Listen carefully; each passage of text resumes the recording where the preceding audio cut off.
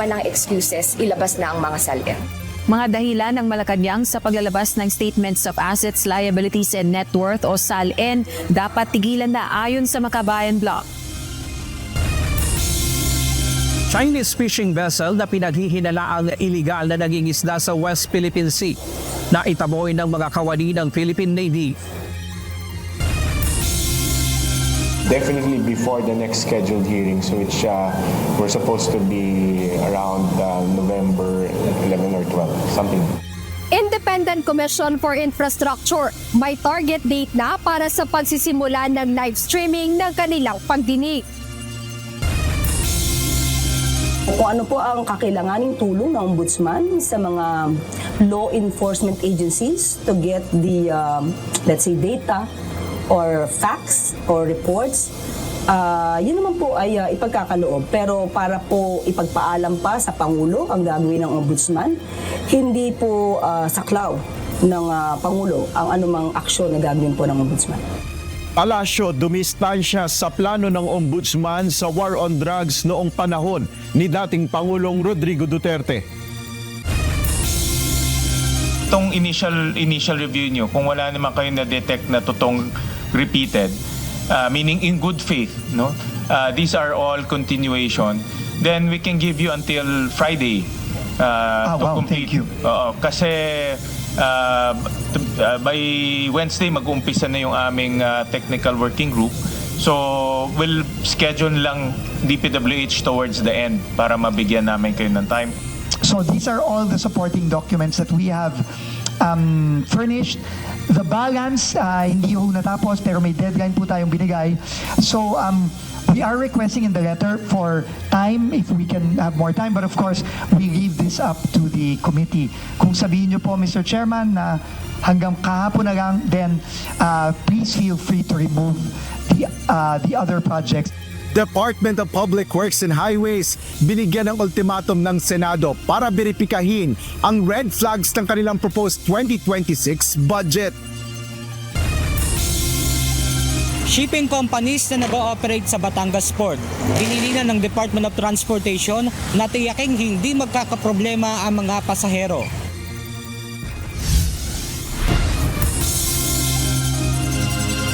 Magandang hapon, Pilipinas at sa buong mundo.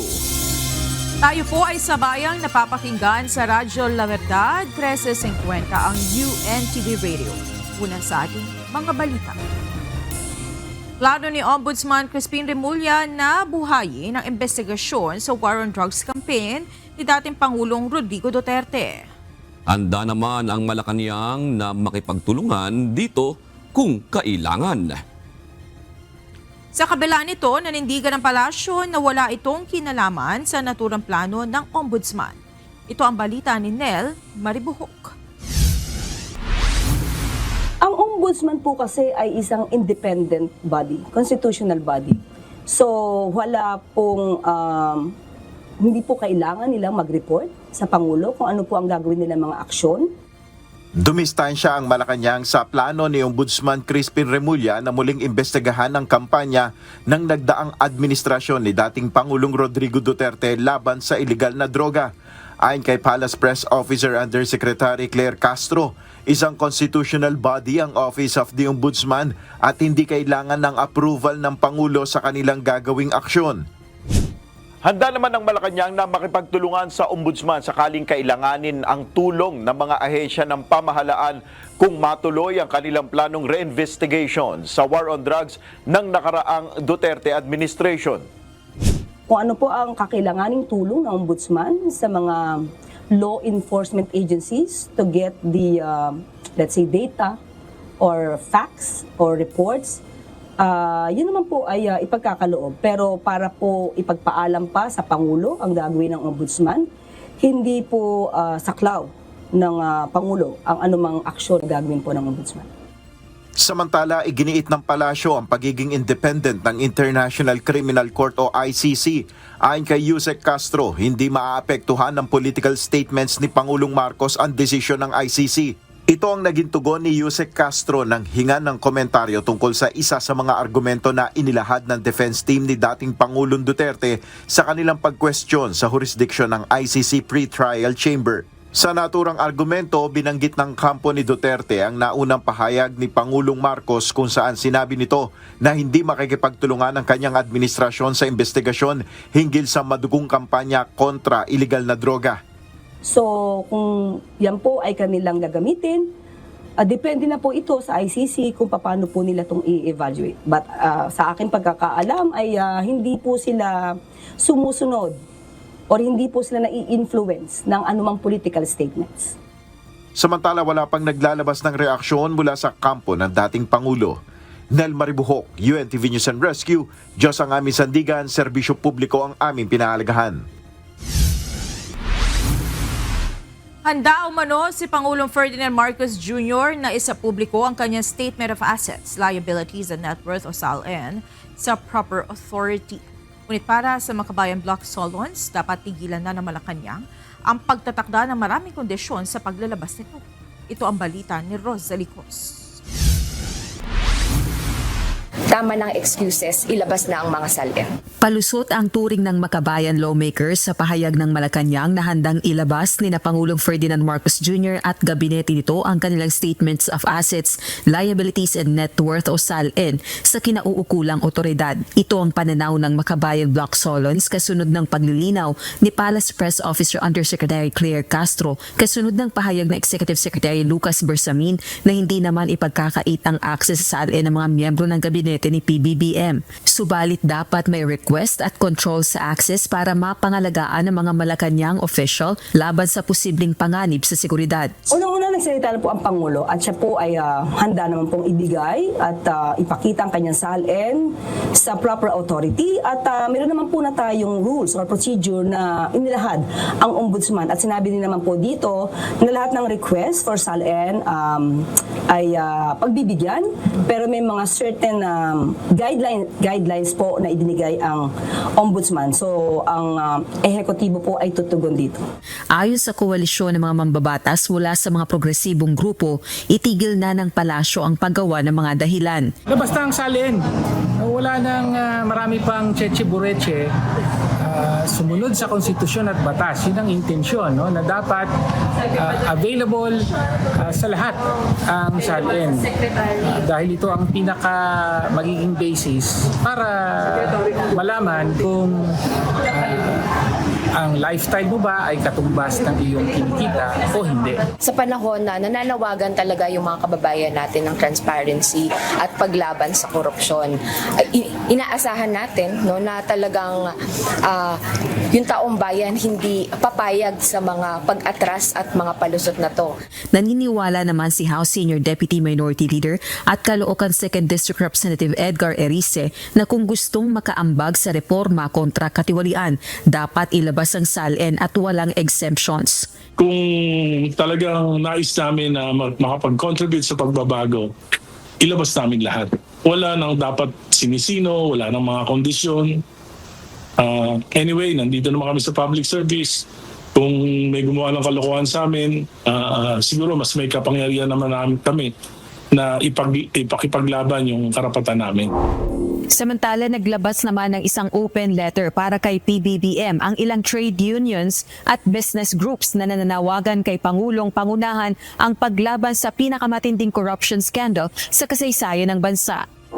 Minumungkahi rin ng mga ito ang ilang hakbang para maibalik ang tiwala sa gobyerno bago tuluyang maubos ang pasensya ng publiko. Kabilang na ang regular na pakikipagpulong sa mga employer at manggagawa na pangunahing nakaalam ng epekto ng katiwalian sa mga trabaho at pamumuhunan ng mga Pilipino. Gayon din ang pag-certify as urgent sa mga panukalang batas na magbibigay ngipin sa Independent Commission for Infrastructure. Marapat ding lumikha ng Special Division sa Anti-Graft Court Sandigan Bayan na hawak sa mga kaso ng katiwalian sa infrastructure projects. Sa uli, dapat ibalik ang ninakaw na pera sa taong bayan at gawin ang reforma sa buong national budget process. Suportado naman ng ilang minority lawmakers ang mga panawagang ito. Rosa Licos, UNTV News and Rescue. Diyos ang aming sandigan, serbisyo publiko ang aming pinahahalagahan. Kinumpirma ni Senate Secretary Renato Bantog Jr. na walong senador ang nagpahayag na maglalabas ng kanilang Statement of Assets, Liabilities and Net Worth o SALN ngayong araw ng Lunes, October 27. Kabilang sa magsasapubliko ng kanilang SALN sina Senators J.V. Ejercito, Pia Cayetano, Juan Miguel Zubiri, Erwin Tulfo, Lito Lapid, Loren Legarda, Bam Aquino at Ping Lacson. Una nang naglabas ng kopya ng kanilang SALN sina Senate President Vicente Tito Soto III, Senators Robin Padilla, Risa Ontiveros, Francis Kiko Pangilinan at Sherwin Gatchalian. Ang panawagan sa pagsasapubliko ng SALN ng mga opisyal ay kasunod ng issue ng korupsyon sa pamahalaan. Binigyan ng Senado ng ultimatum ang Department of Public Works and Highways para beripikahin ang red flag sa kanilang proposed 2026 budget. Samantala, kinwestiyon naman ng Senate Committee on Finance ang DPWH kaugnay ng pagsira ng mga bagong kalsada para muling isaayos. Ito ang balita ni Asher Cadapan Jr. If you recall, Mr. Chairman, you gave us 1 week to justify and validate these projects, which we promptly did by instructing all the implementing units from the regions to the district engineering offices to validate and justify, in particular the first and the fourth red flags, particularly on the stationing and also on the validation and justification of the seemingly repetitive projects in the 2026 budget. Walang nadobleng proyekto sa red flag projects na natukoy ng Senate Committee on Finance. Ito ang tiniyak ng Department of Public Works and Highways o DPWH sa pagpapatuloy ng pagdinig ng komite sa panukalang budget ng kagawaran para sa susunod na taon. Batay ito sa malaking bahagi ng mahigit 6,000 red flag projects na may kabuuang halaga na nasa 271 billion pesos na nasiyasat na ng DPWH. Plano ng Senado na tanggalin ang mga ito sa 2026 budget ng DPWH kung hindi maiaayos ang mga panukalang proyekto ngayong araw. Ayon kay DPWH Secretary Vince Dizon, sa mahigit 700 projects ng DPWH sa 2026 proposed budget na nakita rin sa 2025 budget, halos 800 ang naberipika na ng ahensya. Habang sa 4,500 red flag projects na walang station number, mahigit 4,000 dito ay naitama na rin. So these are all the supporting documents that we have furnished. The balance, hindi ho natapos pero may deadline po tayong binigay. So we are requesting in the letter for time if we can have more time. But of course, we leave this up to the committee.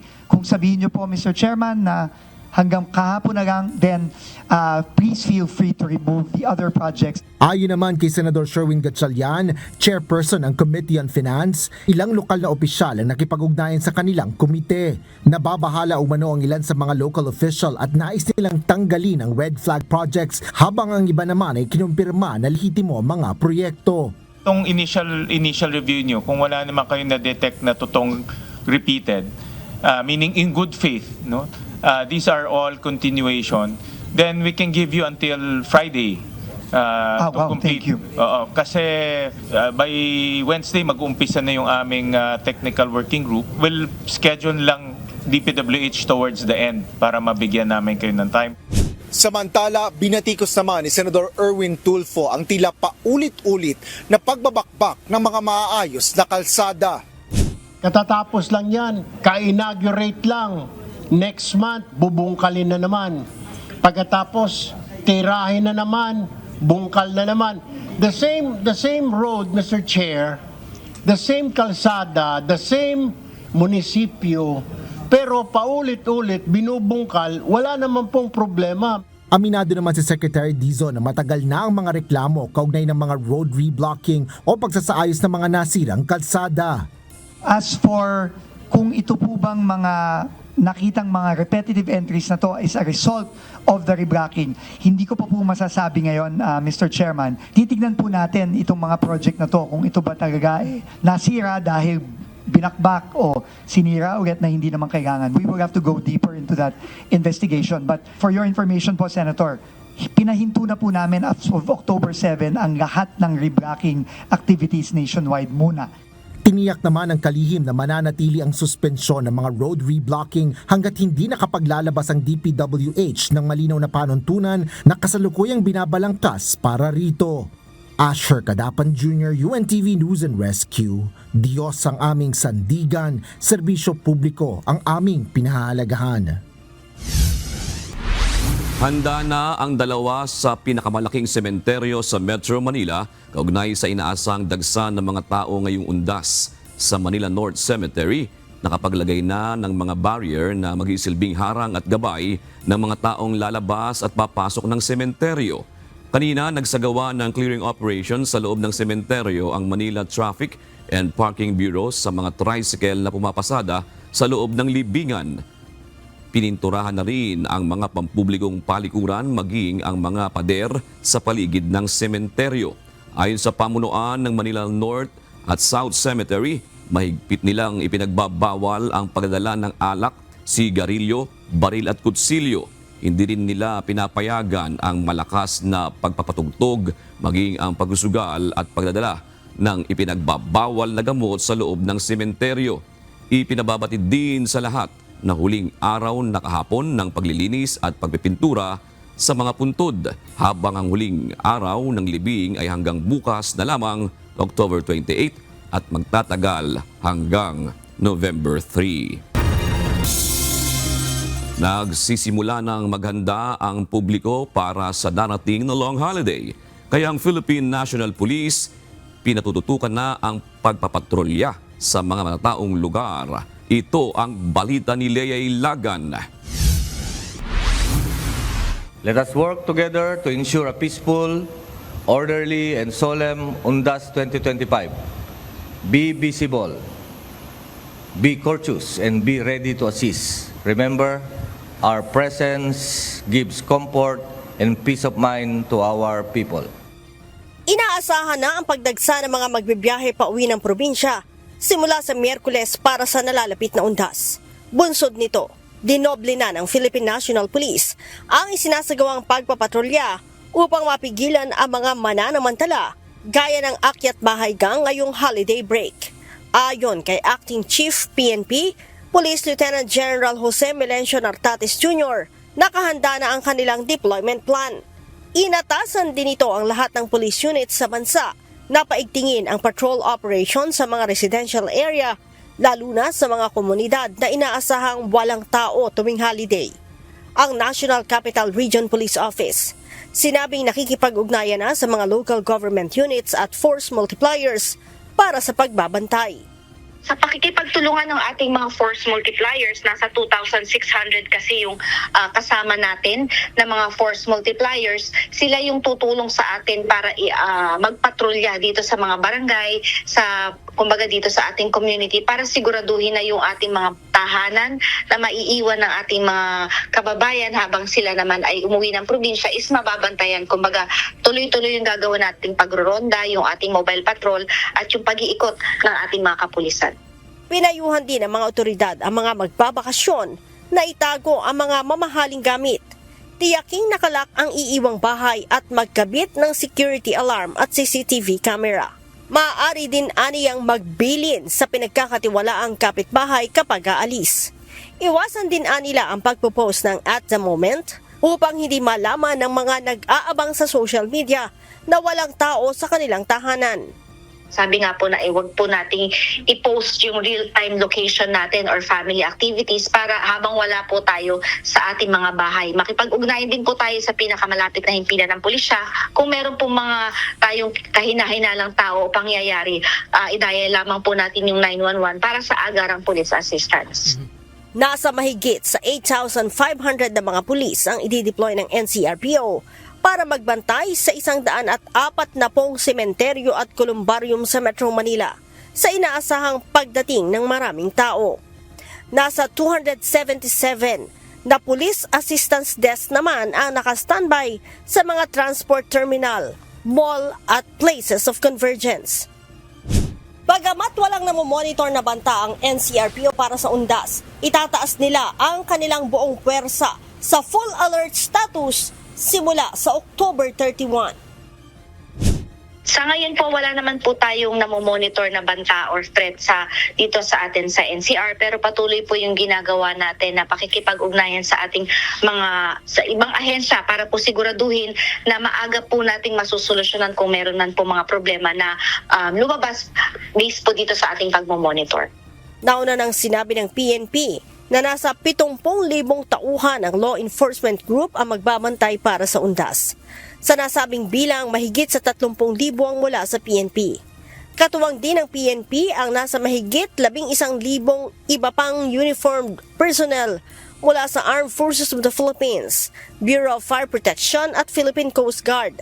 Bukod dito ang libu-libong force multipliers kabilang ang mga barangay tanod, radio groups at non-government organizations volunteers na susuporta sa security operations. Around 30,000 PNP personnel will be deployed nationwide from October 29 to November 3 to secure the places of these activities, the cemeteries, to secure the terminals, the terminal hubs and routes.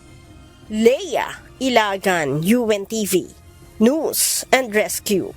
Diyos ang aming sandigan, serbisyo publiko ang aming pinahahalagahan.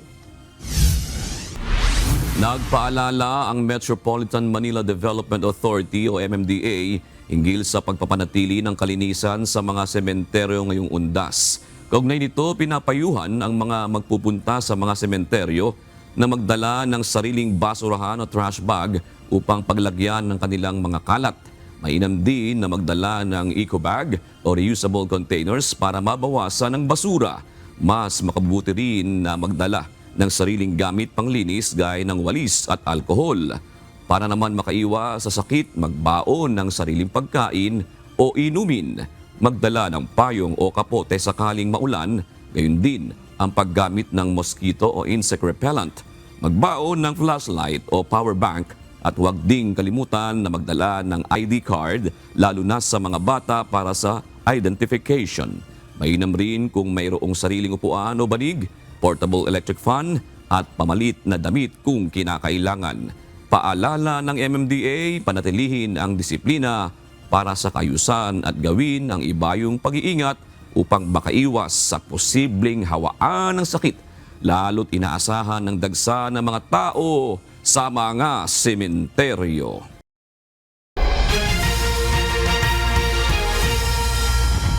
Nirespondehan ng UNTV News and Rescue Team ang dalawang magkahiwalay na aksidente sa Sorsogon City at Tondo sa Maynila. Samantala, isang lola na na-stroke ang tinulungan ng team na maihatid agad sa ospital. Ito ang balita ni Resty Gosmo. Sa Tondo, Manila, nakaupo at sugatan sa mukha ang lalaking ito matapos masagi ng isang truck sakay ng kanyang bisikleta sa Santa Mesa sa Maynila. Ayon sa biktima, tumama ang kanyang mukha sa kalsada pagkatumba at pinilit niyang tumayo para madala ang kanyang bisikleta sa gilid ng kalsada. Mabuti at nakita siya ng kaibigan na isang fire brigade volunteer na agad tumawag sa UNTV News and Rescue Team upang siya ay tulungan. Agad nilapatan ng team ng pangunang lunas ang tinamo nitong mga gasgas sa mukha at magkabilang kamay. Nagtamo rin ito ng bukol sa noo na agad inassist ng team maging ang kanyang vital sign. Tumanggi na itong magpadala pa sa ospital dahil dumating na rin ang kanyang ina upang siya ay alalayan. Nangyari ang insidente nitong Biyernes, October 24. Sa Sorsogon City, sige na, push po yan, nag-iwag po yan. Ano? HI! Si Ann si Color. Sir, ay mo na maghiwag, sir, ha? Ang si Color po, ay nako. HI, ayun na. Sir, ay mo na po pagpaparahiwag, ha? Wait lang. Sa kabit po. Patricia, kayo na. Nakahiga na at duguan ng datna ng grupo ang isang lalaki matapos itong bumangga sa nakaparadang truck sa Barangay San Isidro, West District sa Sorsogon City nitong Biyernes, October 24. Nagtamo ng iba't ibang sugat sa katawan, ang biktima ay may deformity rin sa kanang binti. Agad nilapatan ng first aid ng UNTV News and Rescue Team ang biktima, katuwang ang mga kawani ng Bureau of Fire Protection Sorsogon Paspan. Sige, damuon mo na. Damuon mo luwas. Kami na mana. Sige, damuon man luwas. Kami na mag-isik. Ayo. Tape na, tape. Nang maisakay na sa ambulansya, nagsagawa ng secondary assessment ang team, bagay na kailangan bilang bahagi ng protocol ng UNT Binar para masigurong nababantayan ang kalagayan ng pasyente habang nasa biyahe. Dinala ang pasyente sa Sorsogon Provincial Hospital.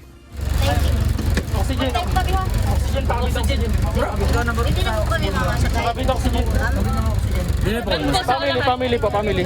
Okay na tayo? Okay na. Okay, lalay ka mo. Lalay. Ano ka?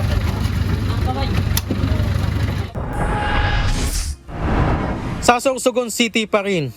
Tinulungan ng UNTV News and Rescue Team ang isang senior citizen na madala sa Sorsogon Provincial Hospital sa kahilingan ng pamilya nito nitong Biyernes, October 24.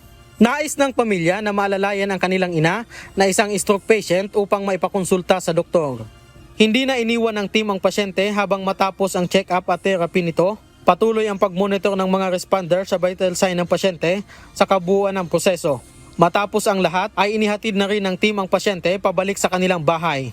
Sa mga nangangailangan ng agarang tulong sa panahon ng aksidente o sakuna, makipag-ugnayan po sa UNT Binar Hotline 8911 UNTB o 8911-8688. Resty Gosmo, UNTV News and Rescue, Diyos ang aming sandigan, serbisyo publiko ang aming pinahahalagahan.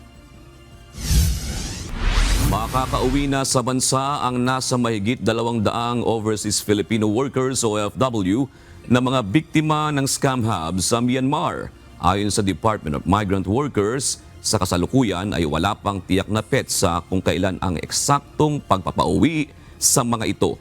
Ito ang balita ni Jed Neresina. We will have one of our labor attachés in one of the posts nearby to also go to Bangkok, proceed to Bangkok to assist the 220 who had crossed over. Higit 200 overseas Filipino workers o OFWs na biktima ng scam hub sa Myanmar ang humingi na ng tulong sa gobyerno. Ayon sa Department of Migrant Workers o DMW, inaasikaso na nila ang repatriation o pagpapauwi sa mga Pilipinong nakatakas mula sa nasabing scam hub sa tulong ng Department of Foreign Affairs o DFA. Paliwanag ni DMW Secretary Hans Leo Kakdak, nagkaroon na ng operasyon sa isang online scam hub na tinatawag na KK Park sa Samyawadi, Myanmar na nasa tapat lamang aniya ng border ng Thailand. At sa tala ng DFA, mayroong humigit kumulang 222 Filipinos ang humingi ng tulong.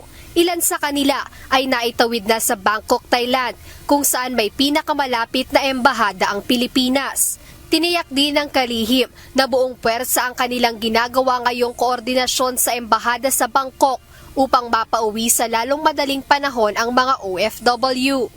With PE Bangkok, we are also coordinating because of the workers who had sought assistance. And rest assured, we are coordinating with dahil may Migrant Workers Office sa Bangkok. So we are full force coordinating with the embassy in Bangkok, Ambassador Tinta Paredes and Sectes Lazaro, of course, DFA, to assist the 220 who had already crossed over from Myanmar to the Thai border town of Mae Sot.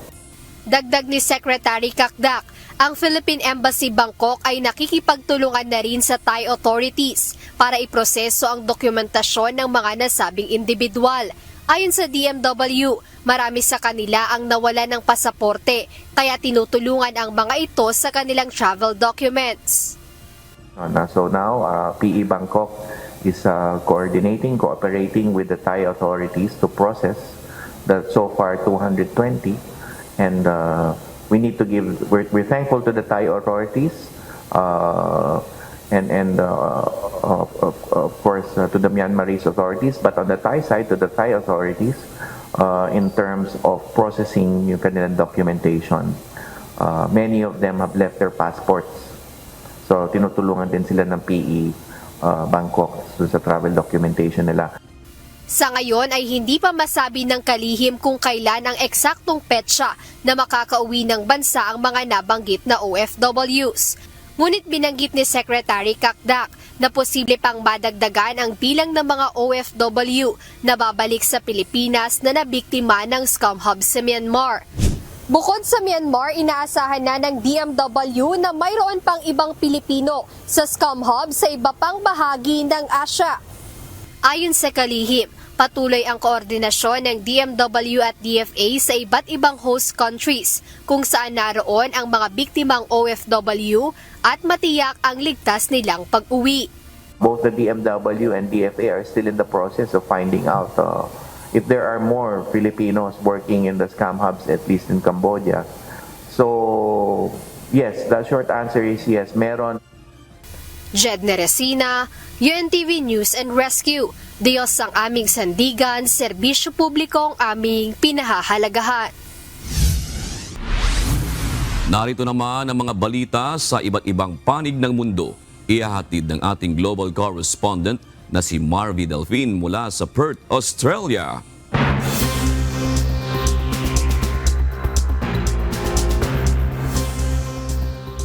Magandang gabi naman sa inyo dyan sa Pilipinas.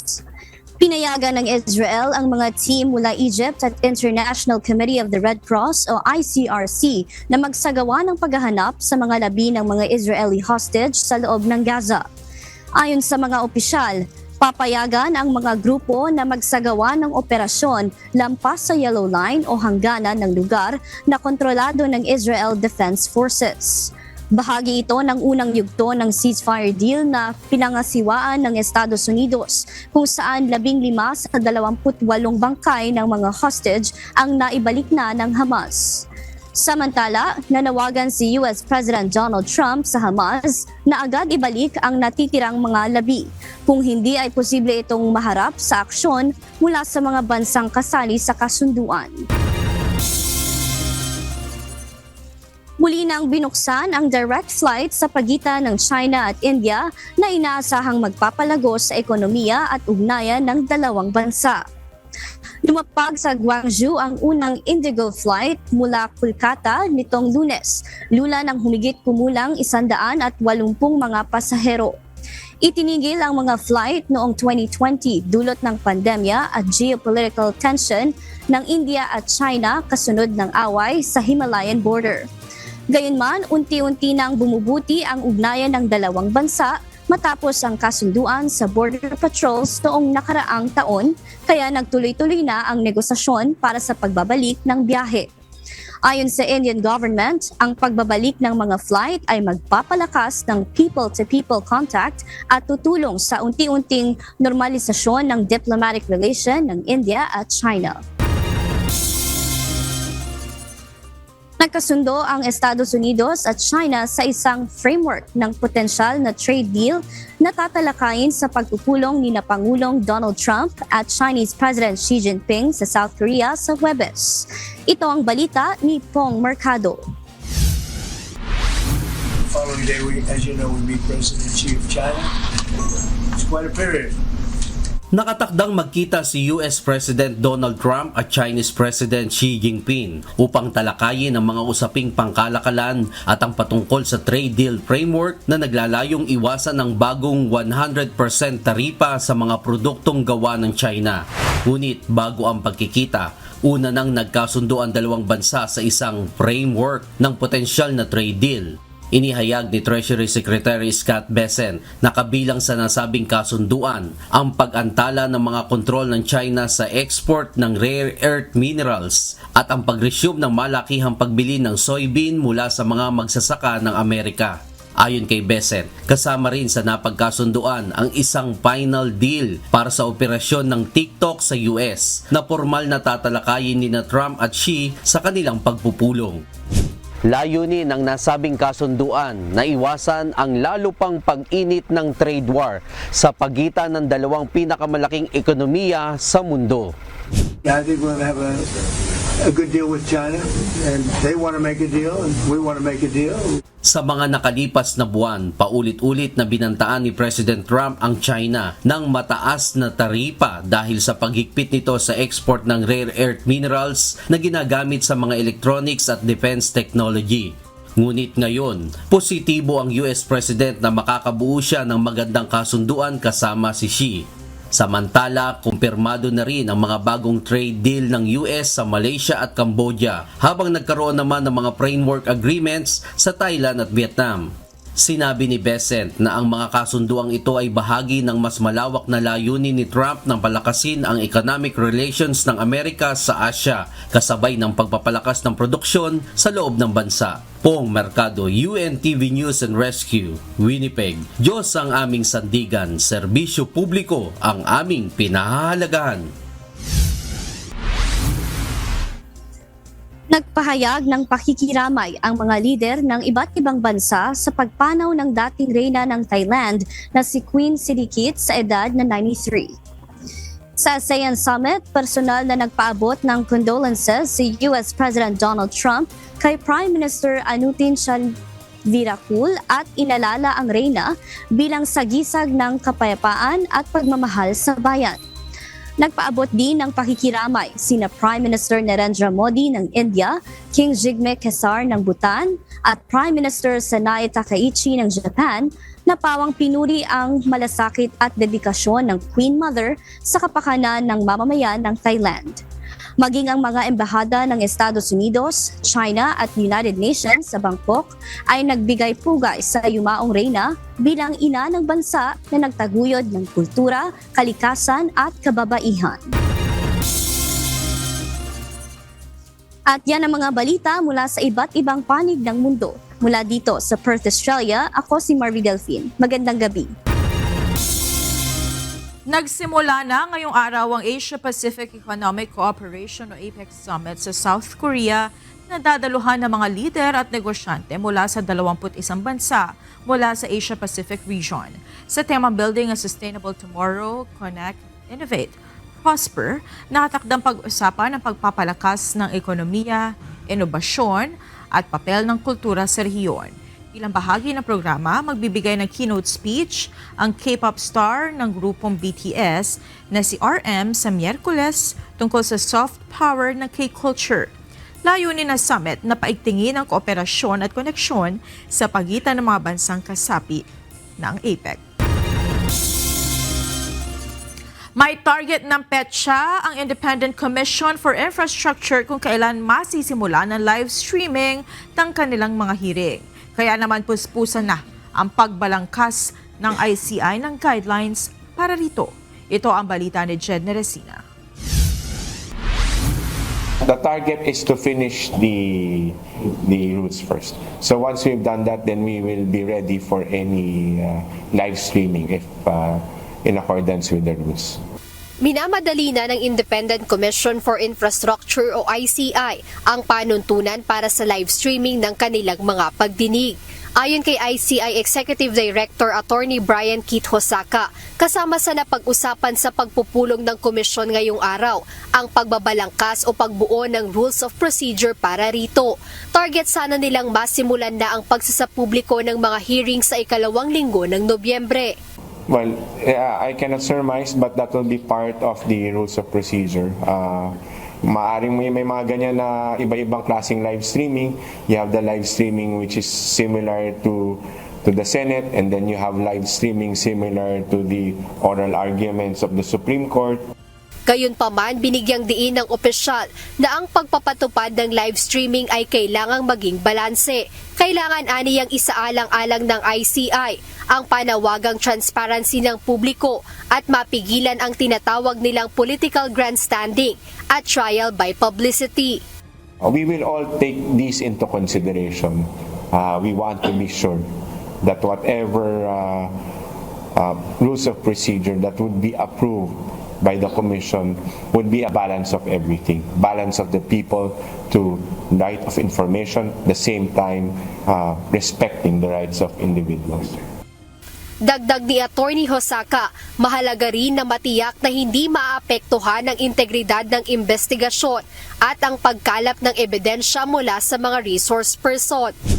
Ngayon, prioridad ng ICI na siyasatin muna ang 421 ghost flood control projects na nauna na nilang ibinunyag sa publiko.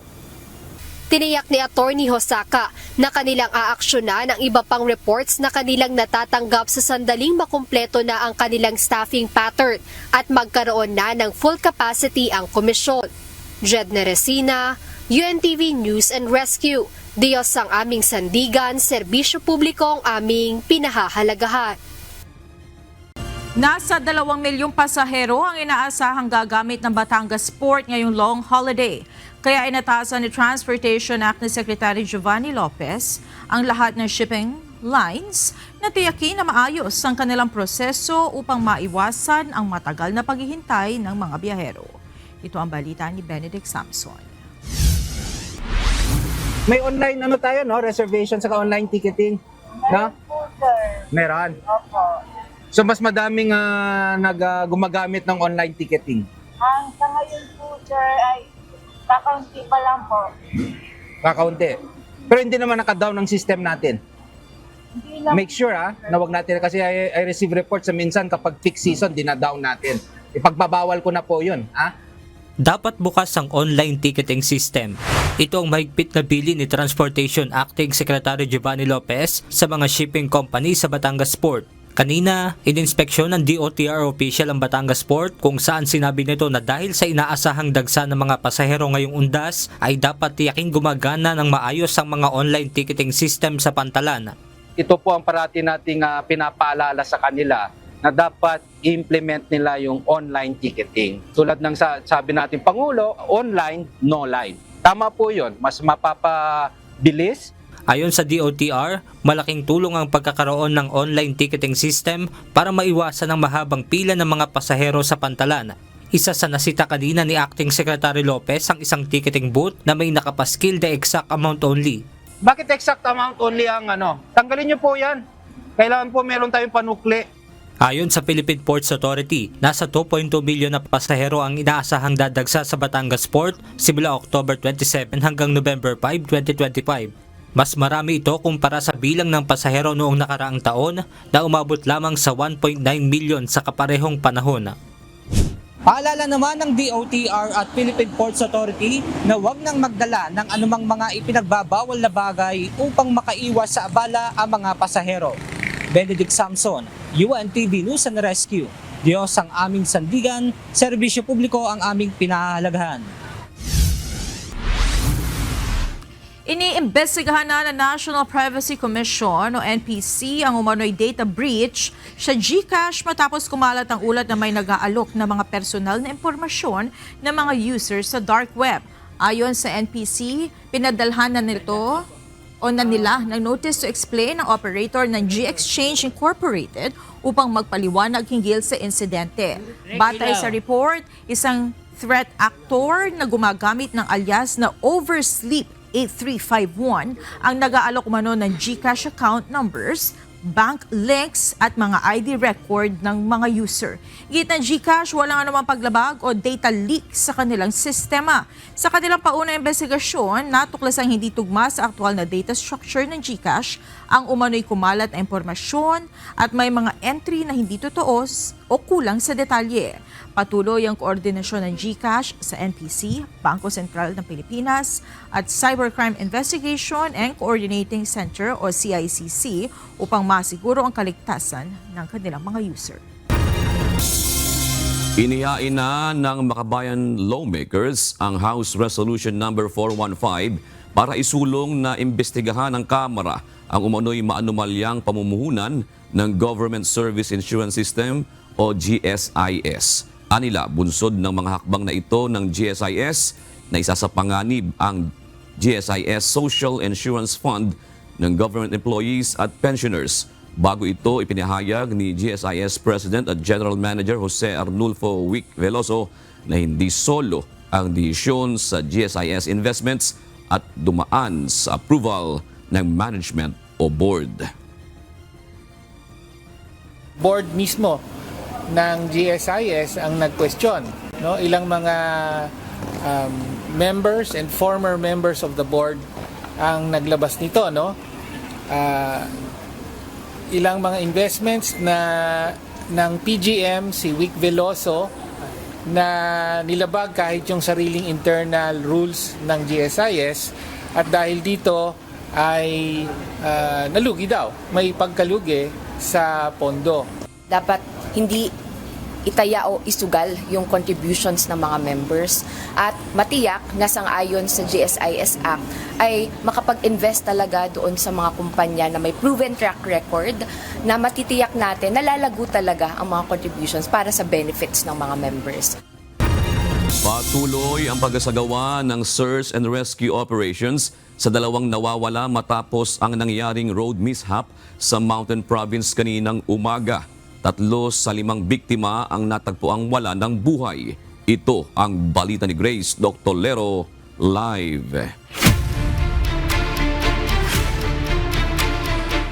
Grace, meron na bang lead ang mga otoridad sa posibleng kinaroroonan ng mga biktima? Yes, June, ayon sa pamunuan ng MDRRMO Bontoc na ang posibleng kinaroroonan ng mga biktima ay sa Tinglayan, Kalinga, kaya nakipag-ugnayan na sila sa mga opisyal ng Tinglayan para sa posibleng pagtulong sakaling natangay ng agos ang mga katawan ng mga biktima. Patuloy ang search, rescue at retrieval operation sa kahabaan ng Chico River sa Sitio Gawa, Barangay Tokokan, Bontoc Mountain Province matapos mahulog sa malalim na bahagi ng ilog ang isang Blue Elf truck kaninang umaga, October 27 bandang alas 6. Ayon sa ulat ng Bontoc Operations Center, sangkot sa insidente ang 3 sasakyan, isang Blue Elf truck, Ford Fiera at mini dump truck. Dahil sa banggaan, tuluyang nahulog sa ilog ang Elf truck. 5 trabahador ng Balintawgan Construction ang sakay ng truck na patungo sana sa isang proyekto sa Coro-Coro, Sadanga. 3 sa kanila ang idineklarang dead on the spot ni Municipal Health Officer Dr. Diga Gomez, habang 2 pa ang patuloy na hinahanap ng mga otoridad. Ayon sa mga miyembro ng Search, Rescue and Retrieval teams mula sa Provincial DRRM Office ng Mountain Province, MDRRM offices ng Bontoc at Sadanga, BFP, PNP at mga opisyal ng Barangay Tokokan, hirap ang operasyon dahil sa mahirap na access road at malakas na agos ng tubig. Tinatayang aabot sa 30 minuto ang pagbababa mula sa daang hanggang sa crash site. Kaya patuloy ang pagbalangkas ng mga responder ng mas ligtas na paraan ng paghahanap. Nakipag-unay na rin ang mga otoridad sa Provincial DRRM Office ng Kalinga at MDRRM ng Tinglayan para sa posibleng pagtulong sakaling natangay ng agos ang mga katawan ng mga biktima. Patuloy ang koordinasyon ng mga ahensya at lokal na pamahalaan upang matiyak ang kaligtasan ng mga responder at mapabilis ang paghahanap sa 2 natitirang biktima. Samantala, patuloy namang ipinagdarasal ng mga residente at mga opisyal ng lokal na pamahalaan ang kaligtasan ng mga rescuers na kasalukuyang nagtatrabaho sa lugar. June, bukas ng umaga ay itutuloy ng search and rescue and retrieval operation para sa paghahanap sa 2 pang biktima. Yan muna ang balita mula dito sa Baguio City. Balik sa iyo, June. Maraming salamat, Grace Dr. Lero. Muling nagkatensyon sa West Philippine Sea matapos maaktuhan ng mga tauhan ng Philippine Navy ang ilang Chinese sa lugar. Lalo pang pinagdudahan ang mga ito nang may matuklasang may dala silang mga kemikal na ginagamit sa illegal fishing. Ito ang balita ni Ryan Lacanlale.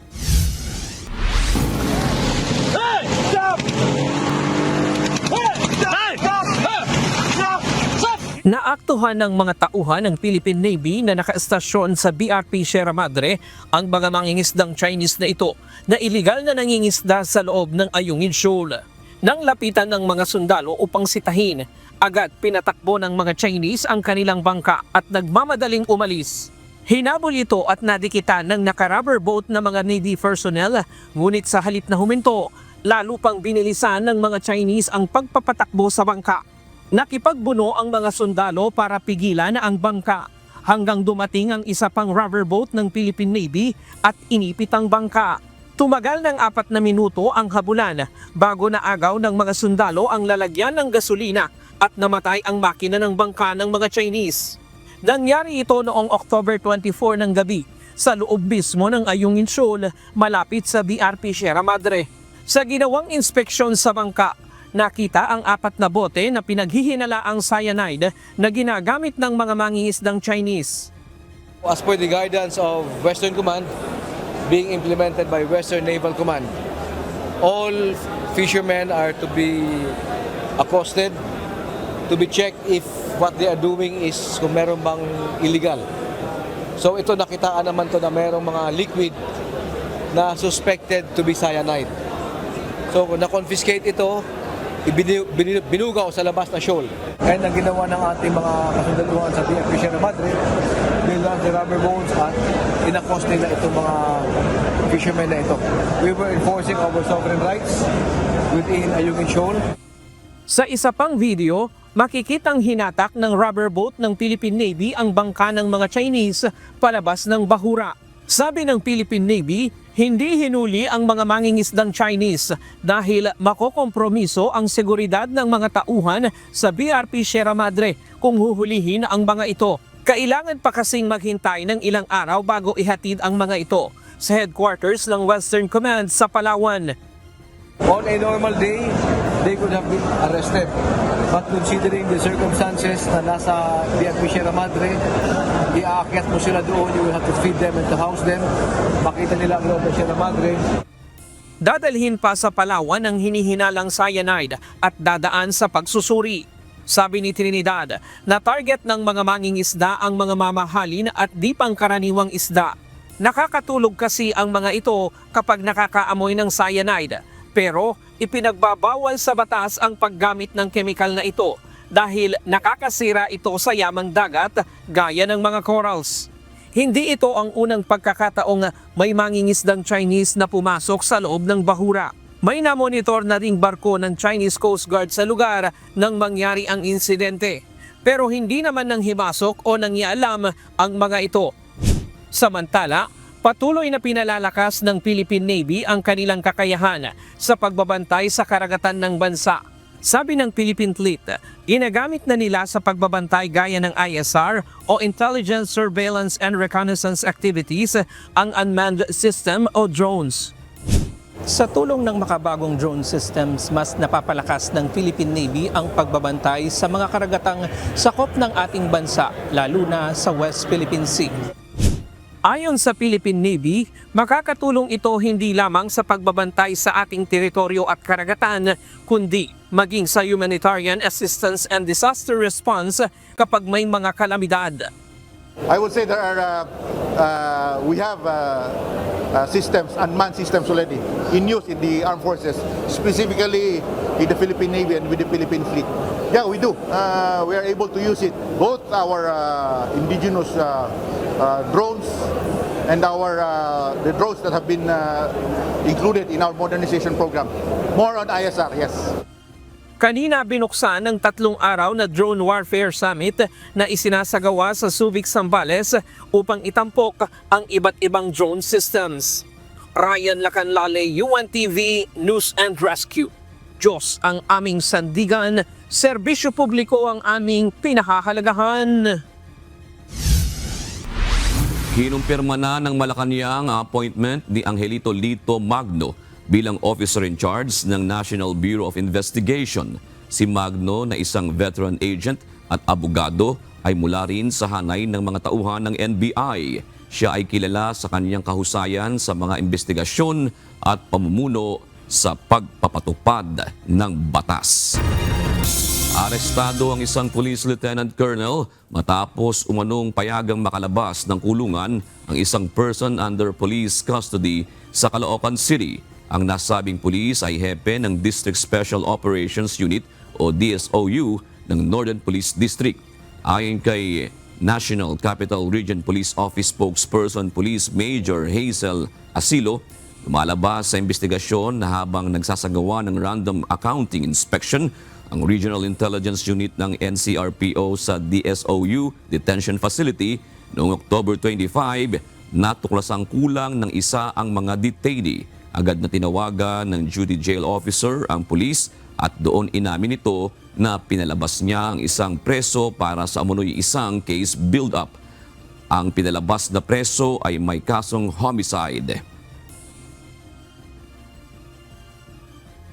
Regardless po kung nasa office niya or kung inutusan niya, ang ating po mga PUPC ay hindi po dapat ginagamit o pinapalabas ng ating custodial facility. Sila po ay dapat mananatili sa loob ng custodial facility hanggang sa sila po ay maisyuhan ng commitment order.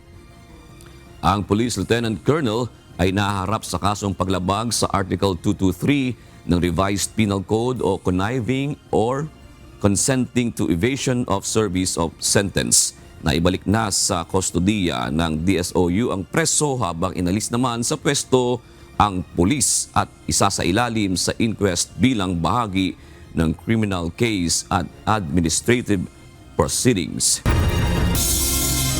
Itinuturing ng hostile witnesses ng Office of the Ombudsman ang mag-asawang Pacifico at Cesara Descaya. Tatanggalan na rin sila ng proteksyon. Ito ang balita ni Dante Amento, live.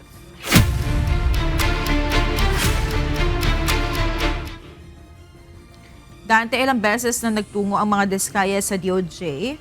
Wala bang nakuha ang mga otoridad na affidavit o salaysay ng mga ito na magagamit sa posibleng kaso na isasampa? Magandang gabi, Monica.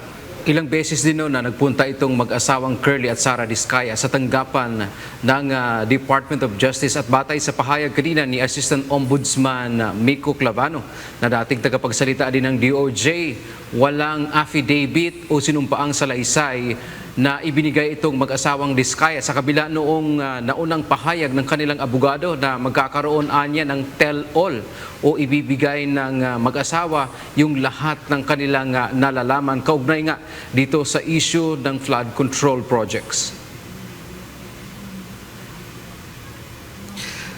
Wala nang nakikitang dahilan ang Office of the Ombudsman para maging state witnesses ang mag-asawang Curly at Sara Descaya.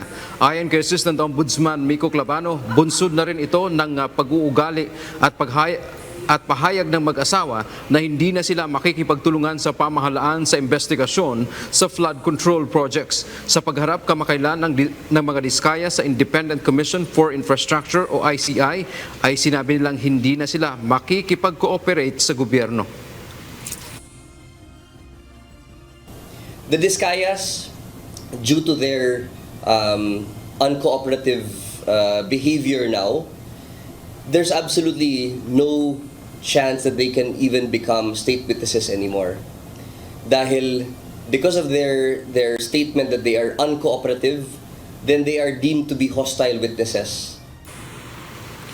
Dagdag pa ni Clavano, para sa Ombudsman, maaari na rin bawiin ang proteksyon na ibinibigay ng Department of Justice o DOJ kaugnay ng kanilang aplikasyon na maging state witnesses. Binigyang diin pa nito, ito na rin ang magiging hudyat na tiyak na kasama ang mag-asawa sa mahaharap sa ihahaing kaso kaugnay ng maanumalyang proyekto ng flood control, kabilang na dyan ang malversation of public funds, falsification of public documents at iba pang mga krimen na naging bahagi sila. Higit 4,000 po ang sinalihan nilang bids around the country, and kahit anong scheme or scam na nakita natin sa DPWH, kasama sila. Samantala, mayroon na rin anyang naghain ng courtesy resignation sa mga umano'y midnight appointees noong panahon ni dating Ombudsman Samuel Martires. Pero wala pang ibinigay na bilang ang Ombudsman kung ilan ang mga ito. Nilinaw din ng ahensya kung gusto lang ng bagong pamunuan na maging good faith ang pagbibitiw sa pwesto ng mga ito. Monica, sa ngayon nga ay magiging magkakatuwang itong Office of the Ombudsman at gayon din ng Department of Justice dito sa kaso ngayon ng flood control projects.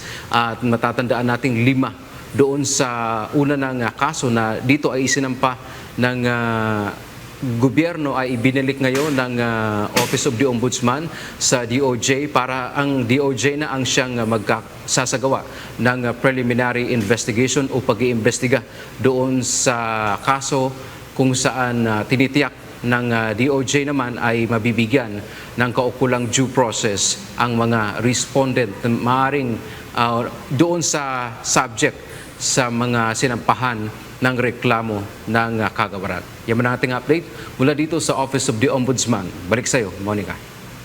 Maraming salamat, Dante Amento. Kinumpirma ng Senate Electoral Tribunal na may nakahaing co-warrant of petition kay Senator Erwin Tulfo. Ito ay bilang pagtutol sa karapatan nito na mahalal bilang senador sa kabila ng kwestiyon sa kanyang citizenship o pagkamamamayan. Ayon kay Attorney Eleanor Anunciacion, Deputy Secretary ng naturang tribunal, July 15 pa ito inihain sa kanila. Sa budget presentation ng SET, nakasaad na ang naturang petisyon ay inihain ng isang Berteni Cataluna Cosing. Kasalukuyan pa niya itong sumasailalim sa lahat ng mga kaukulang preliminary actions alinsunod sa alintuntunin at panuntunan ng tribunal. Pending right now is a petition for co-warranto. So for case adjudication, we have a petition for co-warranto against one of the members of the Senate filed on July 15, 2025 on the ground of alleged ineligibility due to citizenship.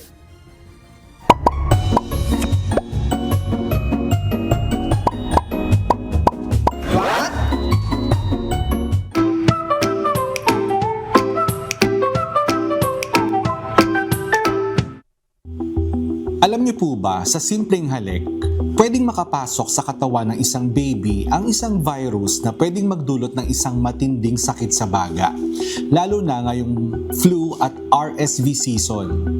Delikado po para sa mga sanggol ito dahil mahina pa ang kanilang mga immune system. Ayon sa Centers for Disease Control and Prevention o CDC, ang RSV o Respiratory Syncytial Virus ay isang virus na nagdudulot ng ubo, sipon, lagnat at hirap sa paghinga. Parang trangkaso pero mas grabe sa mga sanggol. Sa mga baby below 6 months old, pwede itong mauwi sa bronchiolitis o pneumonia na minsan ay nangangailangan pa ng ospital. Ayon sa Department of Health, kahit walang sintomas, pwedeng carrier ka ng flu o RSV.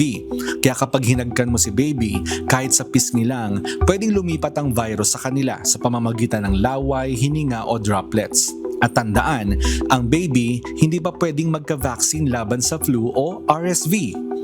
Kung may baby sa bahay, maghugas palagi ng kamay bago hawakan si baby. Kung may ubo o sipon, iwas muna sa physical contact. At oo, wag mo nang hahalik. Mas okay ang flying kiss kaysa sa hospital visit, hindi ba? Minsan, akala natin simpleng lambing lang. Pero tandaan mo, ang halik na may virus, delikado po yan. Lalo na sa mga sanggol, ipakita po natin ang pagmamahal sa ligtas na paraan. Sana may natutuhan po kayo at laging tatandaan, mapalad po ang tao na nakakasumpo ng karunungan at ang tao na nagtatamo ng kaunawaan.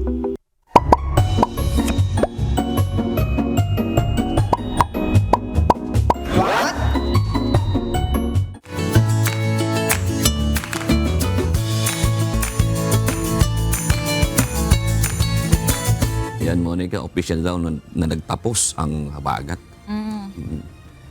Bali sa official na pahayag ng Pag-asa, ito na nga, natapos na yung habagat season. Pumapasok na ngayon itong pagsimula naman ng amihan season. Handa na ba ang inyong mga jacket? Yun nga, malamig ang panahon.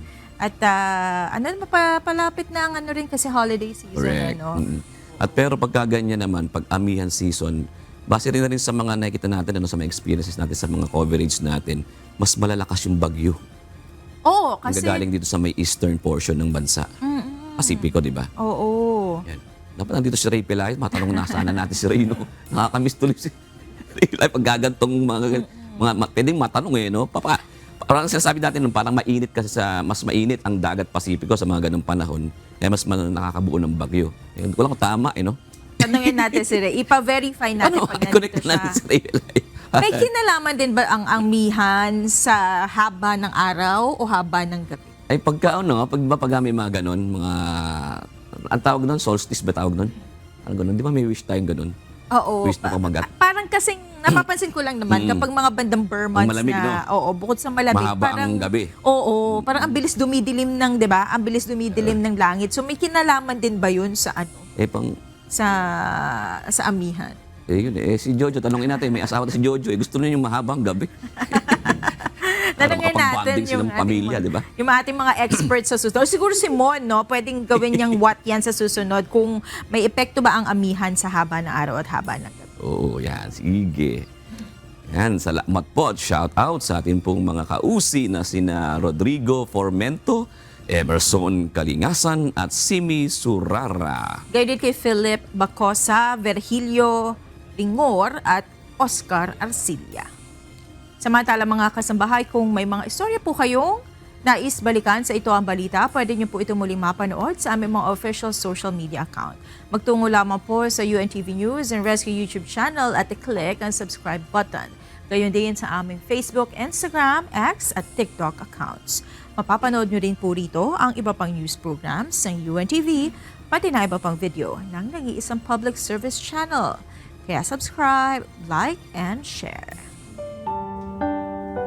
Narito naman ang salita ng Diyos na ating sandigan mula sa aklat ng unang Juan 2 at 4 na nagsasabi. Ang nagsasabing nakikilala ko siya at hindi tumutupad ng kanyang mga utos ay sinungaling at ang katotohanan ay wala sa kanya.